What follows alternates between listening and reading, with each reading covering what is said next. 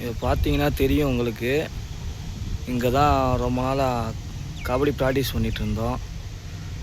இப்போ சின்ன பசங்க பண்ணிகிட்டு இருந்தாங்க. இந்த இடத்துல டியூப் லைட்டும் வயரும் கட்டி நைட்டு ப்ராக்டிஸ் பண்ணிக்கிருந்தோம்.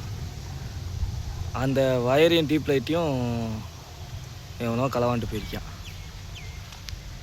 இந்த சின்ன பையன் விளையாடுற விளையாட்டில் போய் இப்படி வயரை களவாண்டி போய் அந்த வயரில் அப்படி எப்படிதான் சம்பாதிச்சு திண்டு விடுவான் அந்த குடிக்கார கஞ்சா குடிக்க நாயை.